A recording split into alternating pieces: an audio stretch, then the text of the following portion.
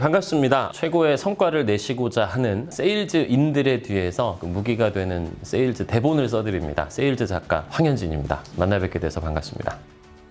오늘은 약간 성장 앨범 찍으러 오는 느낌으로 왔습니다. 지금 2024년도에 내가 하는 생각, 그다음에 나라는 사람이 어떤 사람인가, 지금까지 어떻게 내가 해왔지를 기록으로 남기는, 아이들 100일 영상 찍지 않습니까? 나중에 봤을 때 이게 부끄러울 수도 있고 그땐 참 좋았다라고 할 수도 있을 것 같은데 영상을 한번 남기고 싶다는 생각으로 왔습니다. 제가 잘해서 매출이 그렇게 나왔다, 다 내 덕분이다 라고 하면은 그거는 업계 계신 분들이 다 비웃어요. 왜냐하면 방송이라는 게 매출이 잘 나오려면 뭐가 좋아야 될까요? 일단 상품도 좋아야 되고요. 시간대도 좋아야 돼요. 변수들이 너무 많아요.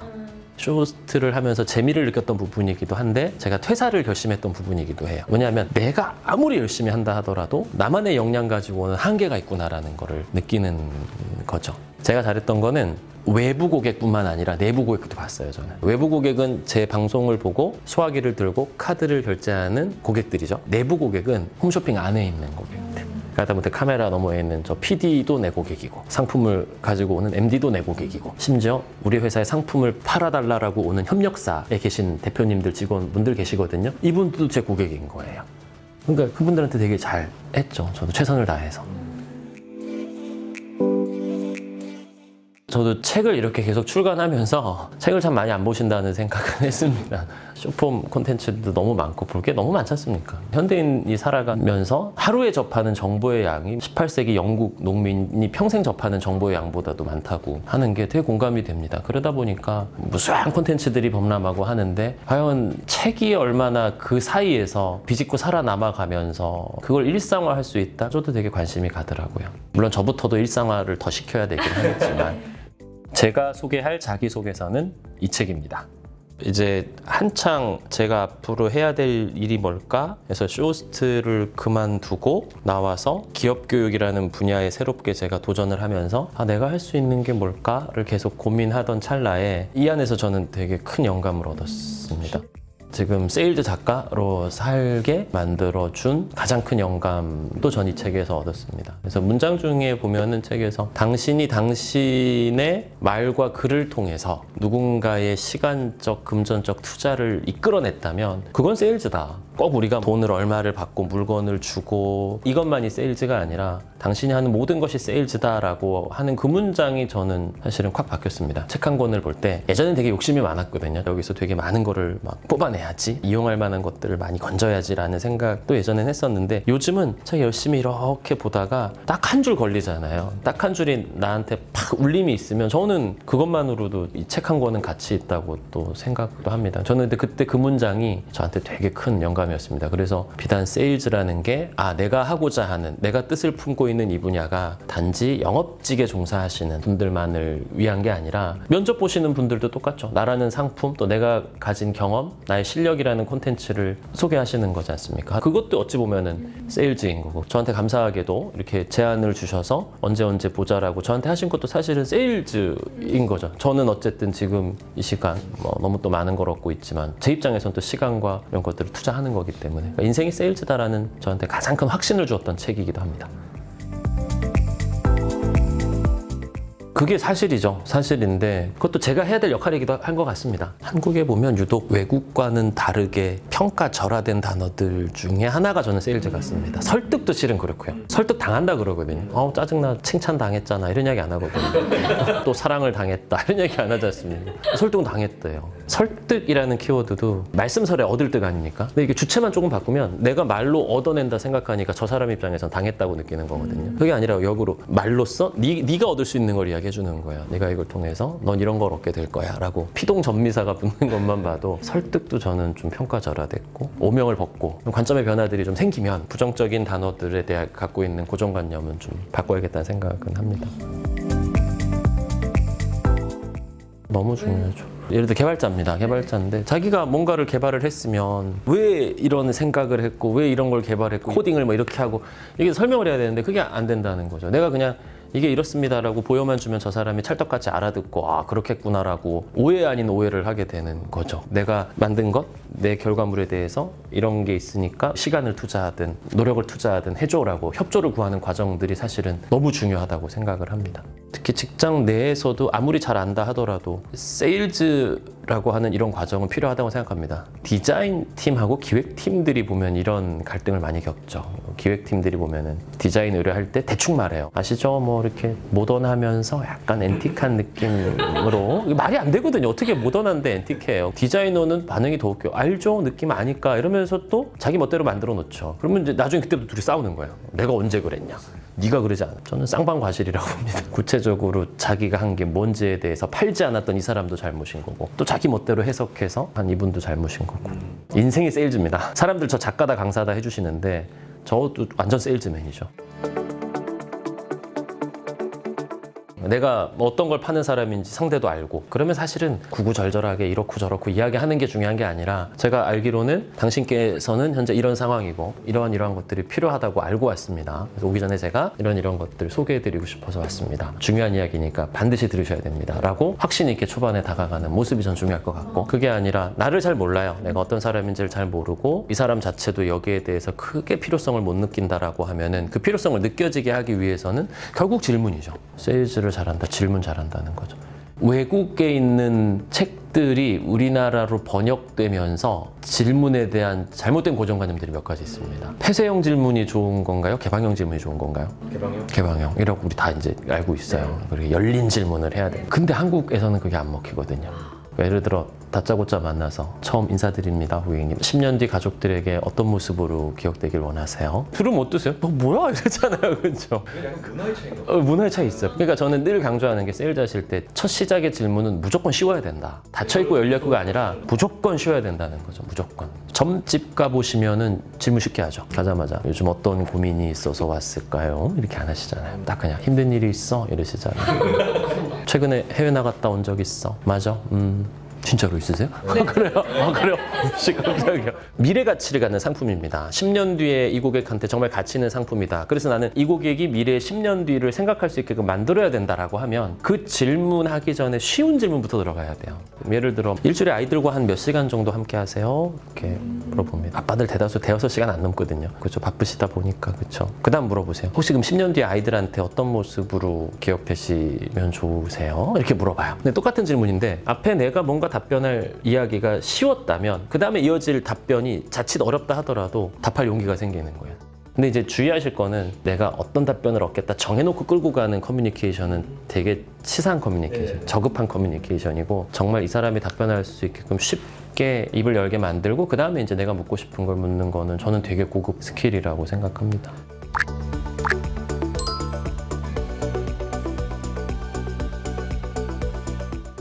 전통적으로 생각하는 예를 들어 자동차를 파시고 하시는 분들만이 세일즈맨이었다라고 생각했다면 이제는 누구나 다 세일즈이기 때문에 저는 더 세일즈에 대한 역량을 키우셔야 될 필요가 있다고 생각이 들고 그럼에도 과거에 이제 전통적인 개념에서 봤던 그런 중개인들이라고 할게요. 중개인들은 그럼 어떻게 해야 되느냐라고 했을 때 저는 그럼에도 필요하다고 생각을 합니다. 어쨌든 사람이 어떤 제품과 상품과 서비스에 관심을 가졌다라는 거는 그 상품과 그 서비스가 좋다는 거예요. 내가 선택을 해야 되냐 말아야 하는 그 순간에 누군가가 깊은 확신을 가지고 이거 당신을 위한 겁니다. 당신의 삶을 더 가치 있고 풍요롭게 만들어 줄 겁니다. 라는 확신을 줄 수 있는 존재는 무조건 필요하다고 생각을 합니다. 저도 제가 늘 강의를 할 때 오늘 여러 이야기 드렸지만 딱 한 문장은 마음속에 제가 새기고 가시라고 하거든요. 그게 뭐냐면 우리는 선택합니다. 좋은 사람이 원하는 좋아 보이는 것을 선택하거든요. 이 두 가지가 실은 다 감정에 기반한 판단의 결과물이긴 합니다만 좋은 사람이라고 느껴지는 누군가가 뭔가를 권해요. 그 사람이 하는 말을 가만히 들어요. 또는 그 사람이 써놓은 글을 가만히 보는데 이게 좋은지 안 좋은지 고객은 당장 논리적으로는 판단할 수 없거든요. 근데 그 상황에서 그 사람이 이렇게 소개를 했더니 좋아 보이더라는 거죠.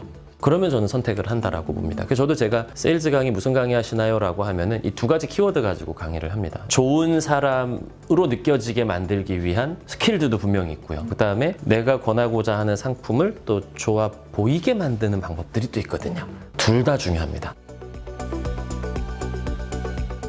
지금 현 시대 세일즈맨들이 착각하는 것 중에 하나가 좋아 보이게 만드는 것에만 되게 관심이 많아요. 예를 들어 피부 미용 기기를 내가 권하려고 할 때 좋아 보이게 만들고 싶어요. 고객님 얼굴에 별자리만 확인해도 동안인지 아닌지 알 수 있다는 거 아시죠? 이렇게 던져요. 그러면은 별자리가 여기거든요. 하나, 둘, 미간, 팔자 이렇게 5개 이렇게 연결하면은 별자리잖아요. 여기 깊은 주름이 생기기 쉬운 가장 취약한 부위인 거죠. 그 부위에 새로운 자극을 넣기 위해서는 당신이 뭘 바르기만 하고 인위적으로 당신의 손만을 가지고는 한계가 있다라는 거죠. 그래서 이런 피부 미용 기기가 반드시 필요합니다 라고 이야기를 하면은 피부 미용 기기는 얘는 가만히 있었어요. 얘는 한 게 없지만 세일즈맨인 내가 더 좋아 보이게끔 만들어 준 거잖아요. 하고 있어요.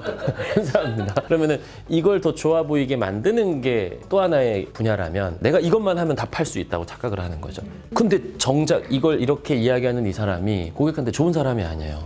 그럼 내가 아무리 좋아 보이게 이야기해도 좋아 보이지 않거든요. 근데 인간의 감정이 그런 것 같습니다. 물건을 보고 사람을 대할 때 다양한 감정이 있잖아요. 새롭다, 좋다, 예쁘다, 불쾌하다, 더럽다 뭐 이런 감정들이 있지 않습니까? 결국 궁극적으로 우리가 어떤 새로운 대상을 접할 때 갖는 감정은 전 2가지 같아요. 좋다 아니면 싫다 같아요. 그러니까 그 좋은 사람이라는 단어에는 그래서 되게 많은 의미가 담겨 있는 거죠. 그래서 뭐 이미지 메이킹도 해야 되고 옷도 뭐 단정하게 입어야 되고 내가 자동차 계약을 하러 갔는데 판매하시는 분이 뭐 서류 하나를 꺼내시는데 막 꼬깃꼬깃하게 어디 바지 뒷주머니에서 꺼내시고 하는 순간 이분은 좋은 사람 같지는 않은 거죠. 그럼 이분이 아무리 비싼 좋은 차를 소개하신다 하더라도 그 차도 좋아 보이지는 않을 수 있다는 거죠. 되게 중요한 이야기입니다. 대한민국에서 잘 파신다는 분들을 1년에 제일 많이 만나요. 분야를 막론하고 뭐 예를 들어 보험사에 소속된 설계사가 뭐 몇만 명이 있는 회사에서 전국 1등을 10년 연속 하시는 분들이 있어요. 이분들은 거의 뭐 신의 경지죠. 세일즈의 신이죠, 사실은. 근데 이런 분들도 뵙다 보면 강의장 가잖아요. 또 신기한 게 강의장 제일 앞자리에 앉아 계세요. 바쁘신데 뭘 이렇게 오셨어요? 이미 최고의 성과 내시면서. 그러면 아니요, 강사님, 제가 또 이렇게 새로운 이야기를 들어야 또 고객들한테 새로운 이야기도 드리죠. 잘 듣고 가겠습니다. 막 이래요. 하루는 제가 그래서 개인적으로 이제 부탁을 드렸어요. 고객 만나러 가실 때 저 좀 데리고 가세요. 실제 어떻게 상담하고 하시는지 저 궁금합니다. 그래서 따라갔죠. 근데 세일즈를 엉망으로 하시는 거예요. 아, 그래요? 엉망이라는 게 이런 겁니다. 뭐냐면 소개를 받으신 거예요. 기존 고객한테 소개를 받으셨어요. 통해서. 그러면 이제 오늘 새로 만나는 이 고객도 내가 어떤 사람인지를 자신의 지인을 통해서 충분히 들었겠죠. 신뢰할 수 있는 누군가로부터 이분이 참 좋은 분이라는 걸 이미 알고 만나는 거죠. 그러면 이제 이야기를 하다 말고 고객님, 네, 오늘은 요거 하시면 돼요. 이렇게 얘기를 해요. 고객이 근데 이게 맞나요? 그냥 하시면 돼요. 이래요. 물론 설명은 하세요. 충분히 이야기끔 설명은 하는데 저는 그때 그 고객 눈빛을 보거든요. 저분이 언제 저기에 사인을 할까를 결심하나를 보면 뒤에 이어지는 구구절절한 설명 때문에 사인하는 건 아니더라고요. 그 좋은 분이 하세요 라고 할 때 이미 결심은 하더라는 거죠. 좋은 사람이라는 걸 이미 아니까. 그 다음에 그분은 또 하나 잘 하시는 게 고객을 만나러 가실 때 항상 그 고객이 어떤 분인지 무슨 일 하시는지 요즘 어떤 상황인지를 알고 거기에 맞게끔 뭔가를 준비해 가세요. 제가 가장 많이 강의하는 주제이기도 합니다. 그 거절에 대한 생각 관점을 좀 많이 바꾸시면 좋겠어요. 제일 중요한 건 사람과 사안을 구분하는 게 제일 중요한 것 같습니다. 거절을 했지만 나를 거절한 게 아니잖아요. 나를 거절한 게 아니라 내가 한 제안, 이 사안에 대해 거절을 했구나라는 거를 이렇게 분리시키는 거죠. 그러니까 이게 사실은 거절의 언어거든요. 하자! 싫어! 이러버리면 관계는 틀어지는 거죠.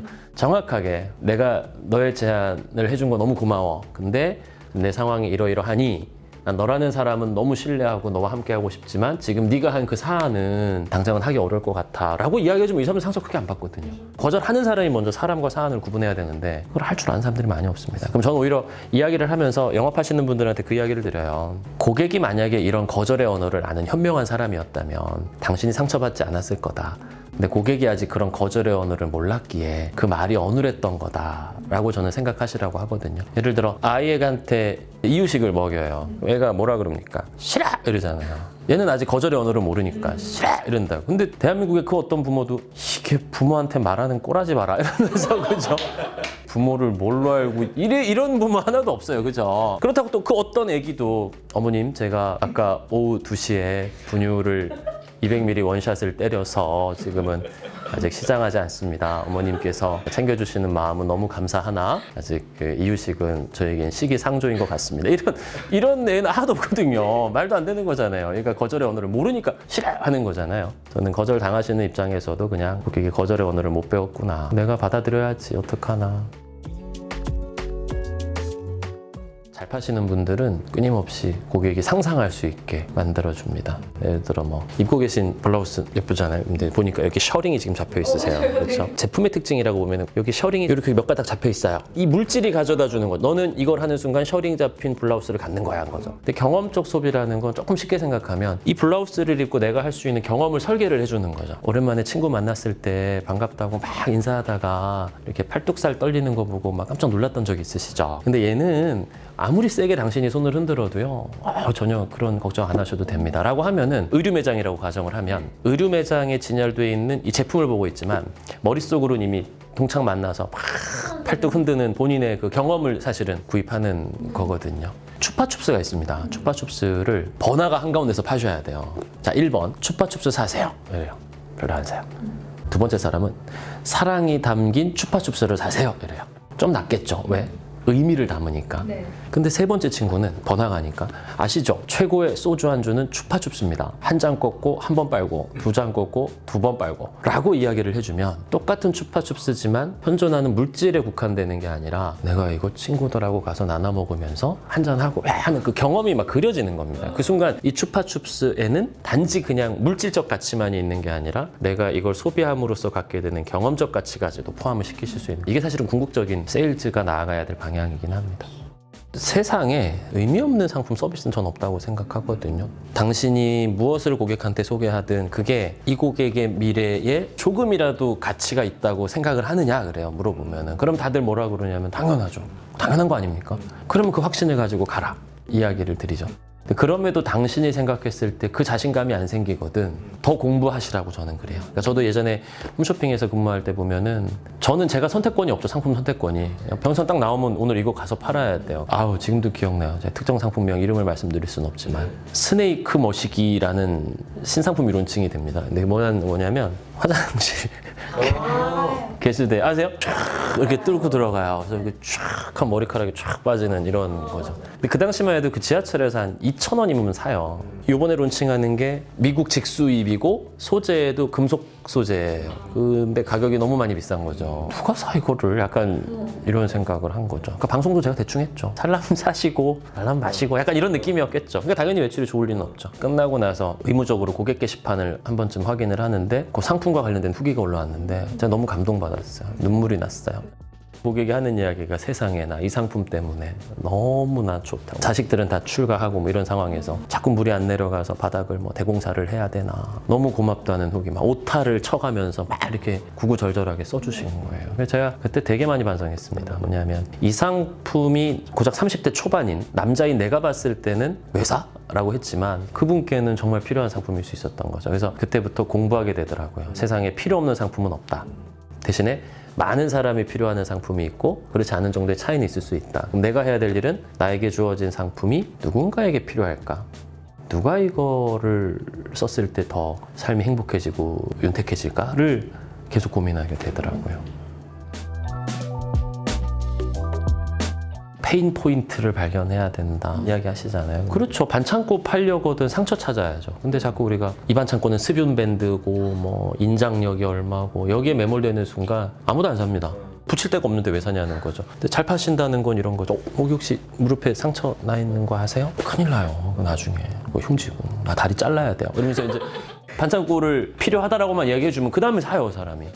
저도 그 생각을 늘 하고 사는 게 처음에 저도 이제 쇼호스트를 하다가 그만두고 나와서 야심차게 세일즈에 내가 그래도 나름 뭐 주변에서 일가견이 있다고 하니까 강의만 하면 되겠지 막 이러면서 이제 말도 안 되는 생각을 하고 나왔죠. 처음에 안 팔립니다. 내 상품 내가 카메라 앞에서 일방적으로 방송하는 거랑 인터랙션 하면서 이 사람이 정말 조금이라도 성장하게끔 돕는 건 이건 전혀 다른 영역이거든요. 도구는 같죠. 말이라는 도구는 같은데 전혀 다른 영역이기 때문에 처음에 너무 안 되는 거죠. 잘 안 되고 하는데 그때 제가 뭘 했나 봤더니 자꾸 저를 포장하고 있더라고요. 세일즈 디자이너로 할까? 아니야.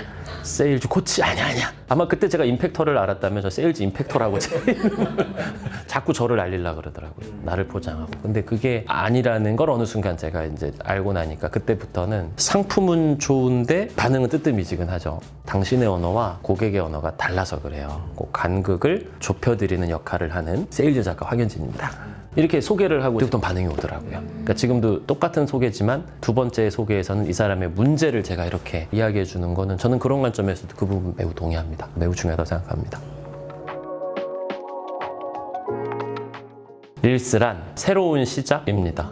전에는 주로 이제 기업 교육을 담당하면서 B2B 영업에 저는 치중을 했습니다. 그러니까 뭐 기업의 요청이 있으면 그 회사에 맞는 콘텐츠를 만들어주기도 하고 강의도 하고 했는데 한날은 이렇게 지나고 보니까 저를 좋아해주는 개인들이 사실은 많이 없는 거예요. 팬이 없는 거죠. 아, 이래가지고는 안 되겠는데 싶어가지고 시작을 한 게 이제 릴스였습니다. 근데 이제 2달 정도 했는데 팔로워가 4만 명 정도 늘어났어요. 2달 만에. 두 가지 느꼈습니다. 어설프게 해서 시작을 하면 저도 창피하죠. 왜냐하면 나름 업계에서 그동안 해왔던 이력도 있고 한데 할까 말까 고민하다가 창피하지만 시작을 하니까 뭔가 또 성과가 나왔던 것 같고 그 콘텐츠에도 사람들이 되게 막 좋아해 주시고 도움 많이 된다 이런 이야기를 하는 거 보면은 아직 그래도 제가 죽기 전까지 뭘 좀 해야 될 일이 많구나라는 생각도 같이 했습니다. 참 의미 있었던 것 같습니다.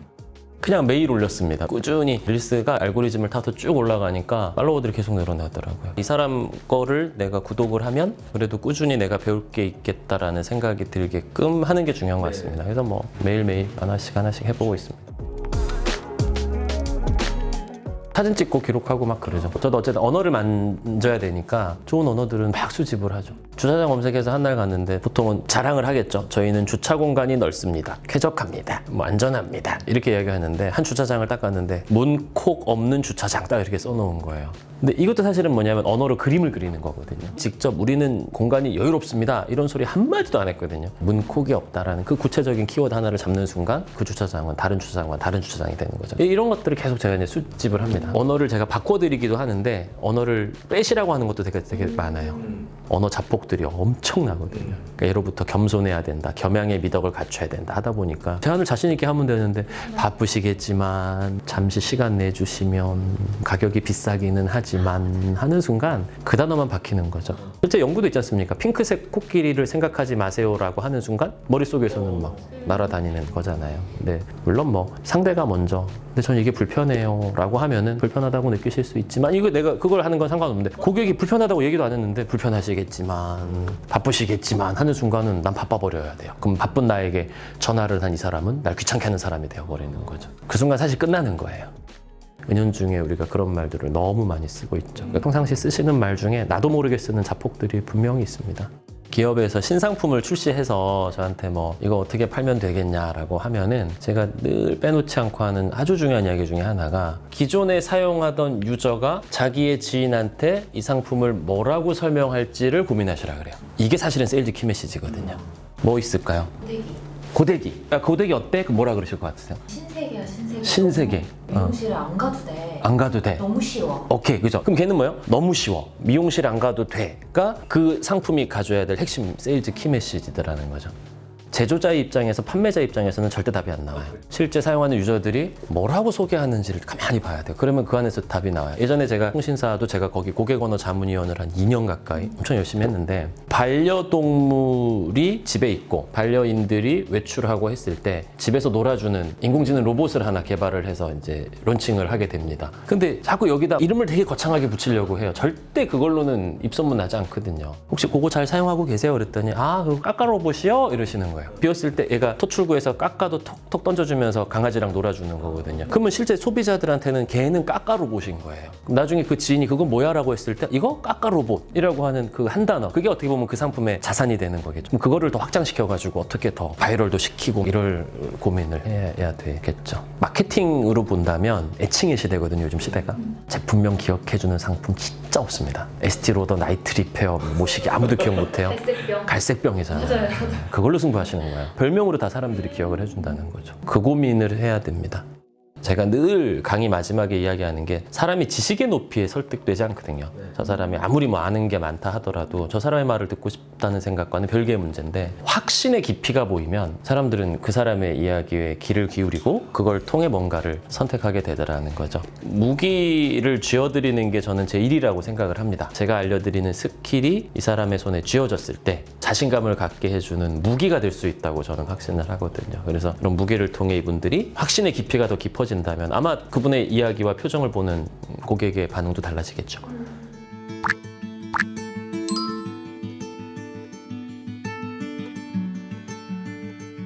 한 번은 운전하다가 제가 강의 의뢰를 받았어요. 어딘지 기관이 생소한데 설득 특강을 부탁드립니다 그러시는 거예요. 그래서 제가 예 가능합니다. 날짜는 언제시죠? 라고 해놓고 날짜는 덜컥 받아놨는데 그때 되게 바빠가지고 일주일 정도 남겨두고 여기는 어디였지? 하고 들여다보는데 여긴 제가 강의를 못 하겠더라고요. 어디였냐면 장기기증원이었어요. 장기기증원. 장기구득 코디네이터라는 업무를 하시는 분들 계시거든요. 뇌사 판정을 받은 분의 가족들을 설득하시는 분들이에요. 스킬을 알려드려야 된다. 뜬구름 잡는 이야기 하지 말자가 제 철학인데 가서 뭐 할 얘기가 없는 거예요. 아무리 고민을 해도 답이 없어가지고 강의 전날쯤에 제가 너무 죄송하다고 이건 진짜 제가 못하겠다고 그쪽에서도 난색을 표하시기에 제가 워크숍 때 레크레이션 해드리겠습니다. 그랬어요. 강사를 못 받겠습니다. 끝나고 나오는데 담당자분 중에 한 분이 강사님 이분이 저희 원에서 장기 구득률 늘 1등 하시는 분입니다. 그래요. 그래서 제가 너무 궁금해서 그분께 이제 인터뷰를 요청을 했어요. 사실은 비결을 좀 여쭤봐도 될까요? 이렇게 했더니 그분이 하신 말씀이 아니에요. 강사님 제가 거절을 얼마나 많이 만나는데요. 이러시더라고요. 용어가 생소하긴 했어요. 저도. 그 말은 제가 처음 들어봤거든요. 보통 거절을 당한다 그러잖아요. 근데 그분은 만난대. 자기는 그거가 자기 일이라는 거예요. 업에 대한 정의도 남다르시고 너무 힘드실 것 같은데요. 그랬더니 기다리는 분들이 너무 많아서 제가 한 분이라도 더 만나야죠. 제가 거절을 만나야 또 누군가는 살잖아요 하는데 그 이야기가 되게 저한테 확 와닿았어요. 그래가지고 너무 그때 부끄러웠던 게 저는 그분한테 비결을 여쭤봤거든요. 그분은 신념, 철학 이런 거를 딱 이야기해 주시는 거죠. 그 확신의 깊이라는 말이 그분한테 제일 큰 영감을 얻은 거는 맞아요. 이런 게 확신이구나. 이걸 갖고 있는 분이기에 이렇게 하시는구나 라는 떼를 자시는 분들한테도 이야기를 꼭 드려요. 당신이 그간 이 일을 해 오면서 확고한 가치와 신념은 뭐냐고 제가 항상 여쭤봐요.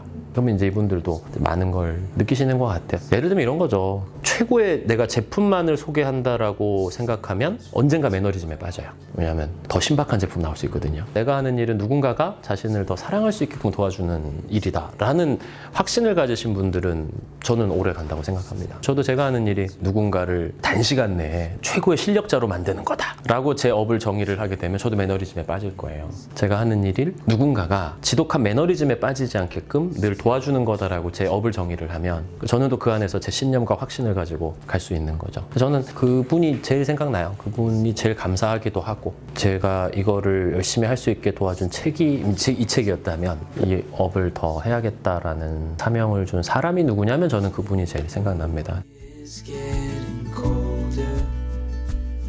공부 열심히 했습니다. 공부 엄청 열심히 하고. 저는 시골에 살았습니다. 어린 시절은 다 시골 학교에서 지냈습니다. 분교 아시죠? 근데 그때도 할 게 없으니까 책 진짜 많이 봤던 것 같아요. 그 시골 학교에 또 보면 학교에 의무적으로 도서관은 또 있어야 되니까 책은 막 엄청 많았던 것 같아요. 지금도 그 장면 너무 기억나요. 책 많이 보고.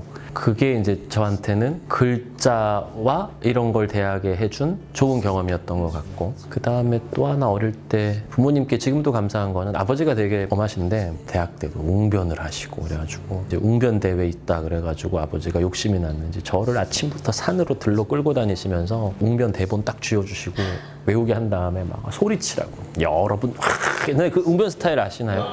동일 웅변 대회 막 이러면서 그래 가서 막 1등하고 경기도 대회 나가서도 막 1등하고 막 이랬던 것 같아요. 그리고 제가 느낌이 그 어릴 때부터 남들 앞에 서서 뭔가 말하는 거에 대해서는 공포나 이런 건 전혀 없었어요. 존 맥스웰이라는 리더십 분야의 전문가 아시죠? 그분이 한 말 중에 사람들은 당신의 말을 들을 겁니다. 하지만 당신의 태도를 느낄 겁니다 라는 문장이 있거든요. 거기에도 되게 큰 중요한 본질이 담겨 있는 것 같습니다. 사람들이 말을 듣는데 그 말을 하는 그 사람의 태도는 우리가 느껴지잖아요. 근데 구체적으로 그럼 어떤 태도여야 되느냐 그건 저도 늘 지금 고민을 하고 있기는 한데 잘 파는 사람들은 가장 중요한 특징 중에 하나가 상대를 위해 뭔가 이렇게 준비를 합니다. 항상. 그럼 제가 물어봐요. 그럼 어디서 배우셨냐 그러면 뭐 이걸 배우냐고 그래요. 당연한 거 아니냐고. 영업 내가 20년 30년 했는데. 이런 분도 계세요. 이제 고객들 중에 초등학교 자녀를 둔 고객들이 있잖아요. 그 아이들 이름을 다 기억을 해요. 입학 시즌 또는 계약 시즌쯤에 아기 이름을 출력을 쫙 해가지고 늘 이렇게 그냥 전해주고 다녀요. 대한민국에서 잘 파시는 분들을 가장 많이 만나봤다고 하니 저 가장 많이 받는 질문 중에 하나가 잘 파는 사람들이 갖고 있는 공통점이 있을 것 같다. 과연 이게 타고난 천성이냐 아니면은 노력으로 되냐? 이런 질문을 하시거든요. 제 대답은 이렇습니다. 노력으로 됩니다. 되는데 타고나는 것도 있어야 돼요. 사람에 대한 관심이 있는 분들이 잘하세요. 특히 이제 우리 주변에 보면 기억력 좋은 친구들 있잖아요. 작년에 만났을 때 내가 그냥 툭 했던 이야기인데 야 그때 그건 어떻게 됐어? 이렇게 물어보는 친구들 있거든요. 이건 그냥 타고난 역량입니다. 저는 그런 재능은 이건 재능이겠다 싶어요. 그 사람에게 그만큼 관심이 있는 거죠. 기억력이 좋은 걸 수도 있지만 기억력이 설사 안 좋다 하더라도 내가 관심 있는 누군가한테는 다 기억을 하잖아요. 저는 그게 태도인 것 같습니다. 사람을 만나는 게 이제 영업이고 세일즈라면 저한테 또 많이 물어보시는 질문이 성격이 자긴 그렇지 않대요.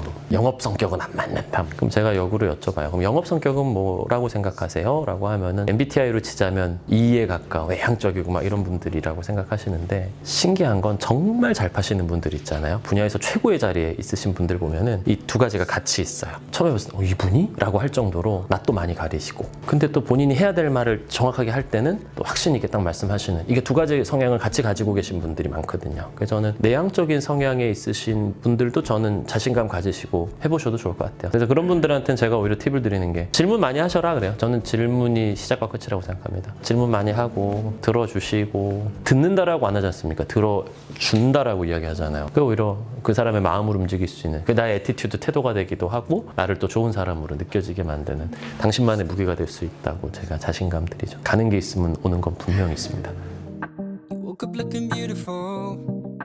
부끄럽기는 한데 베스트 중에서 제가 관심 있는 분야가 있습니다. 제 일과 관련된 분야. 그러니까 저도 사실은 독서를 되게 편협하게 하는 편이라는 생각은 듭니다. 요즘은 어떤 게 트렌드인가 이런 거를 보려고 순서대로 쭉 정렬을 한 다음에 목차를 다 봅니다. 목차를 다 보면 사실은 저자분이 무슨 이야기를 할지가 어느 정도는 예상은 되더라고요. 그러다 보니까 그거 가지고 이렇게 막 담아서 구입을 합니다. 책 쓰는 데는 전혀 돈은 아끼지는 않습니다. 사실 책 한 권이 저도 쓰면서 느끼는 게 한 권 쓸 때 갈아넣지 않습니까? 내가 그동안의 경험들을. 바꿔 말해서 이 책 한 권을 썼다라는 거는 사람이 그때까지 살아오면서 본인이 느꼈던 것들을 이 안에 다 담아내는 거잖아요. 그러면은 이 책은 16,000원입니다. 16,000원을 내가 투자해서 누군가 인생을 간접 경험할 수 있다? 와, 이거는 어마어마한 가치인 거죠. 좋은 책 만나면 되게 좀 미안합니다. 그래서 내가 이 돈 내고 이거 이렇게 봐도 되나? 사실 16,000원이면 요즘 냉동 삼겹살 1인분 16,000원이거든요. 입에 남아 풍미를 남기는 시간 길어야 10초 아닙니까? 근데 좋은 책을 만났을 때 삼겹살 1인분의 가격으로 내 인생에서 영감을 남기는 기간은 10년 이상이 되지 않습니까? 저는 그 생각을 늘 합니다.